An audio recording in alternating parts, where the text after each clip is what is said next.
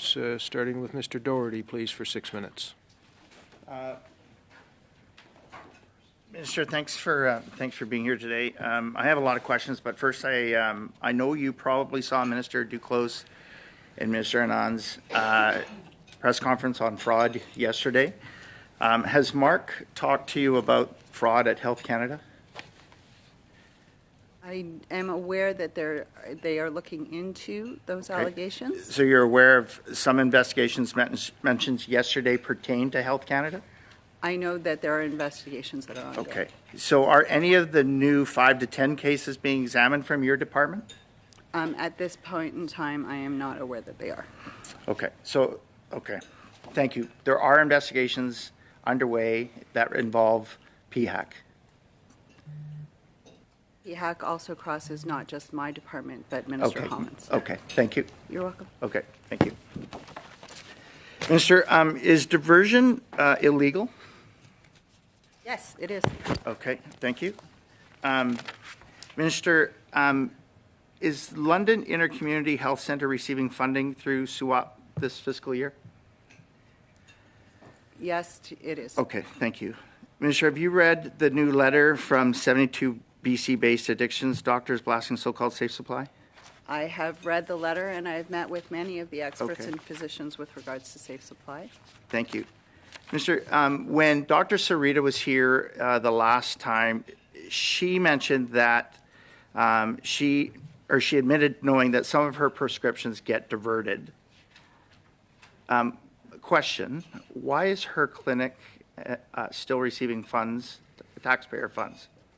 Thank you for the question, and as I've said in this committee before, I take diversion very seriously, as do all of our department, and at that time we asked officials to thoroughly review the protocols of all of our 21 Okay, safer so has supply the funding projects. been cut off? Your testimony just prior to that was that she is still receiving funds. Her clinic is still receiving funds.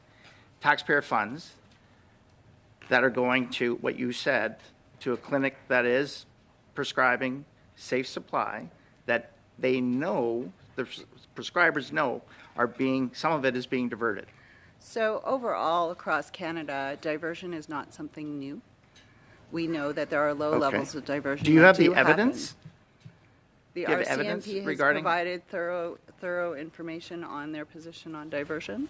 Are you referring specifically to a nationwide lens or specifically to Is there a that one nationwide project? lens? Like, is there evidence nationwide with respect to safe supply The and RCMP diversion? has said that there is no evidence of widespread diversion of drugs from prescribed Oh, alternatives. that's interesting. That's interesting because just last week, you're probably aware of it as well, too. There was a large bust in my home community of Prince George where the local officers and local leaders, RCMP leaders on the ground there that said there is widespread evidence and that it is taking place in our small rural communities.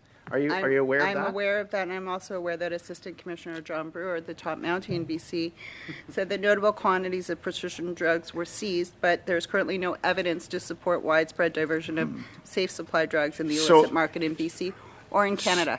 So are the frontline officers that are actually on the ground making these arrests, are you saying that they're lying? I'm saying that the data is showing us from drug analysis seizures over the past 10 years, including when the Conservative government was in power, that there's been no increase in diversion of hydromorphone over the last 10 years based on the samples.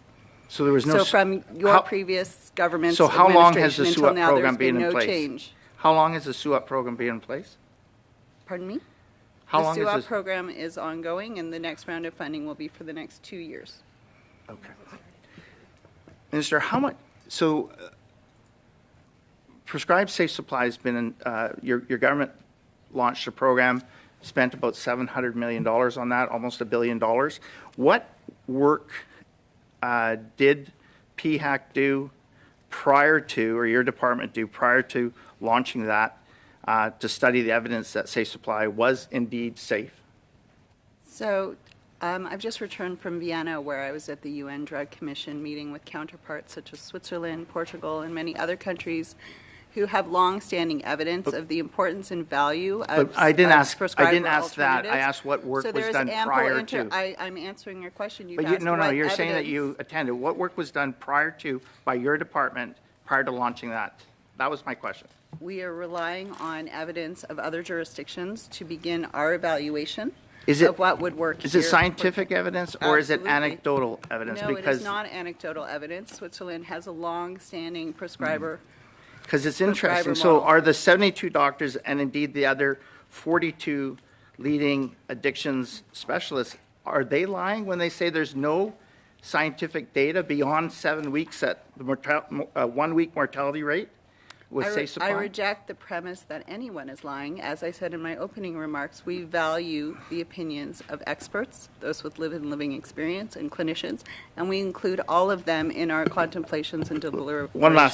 One question, Minister. Can you table with this committee the work that was done prior to the evaluation, the long-term evaluation that the department did prior to launching the prescribed safe supply, taxpayer-funded safe supply? I'll pass it to ADM Costins, who was a key policy participant in the program. Thanks for the question, Mr. Chair.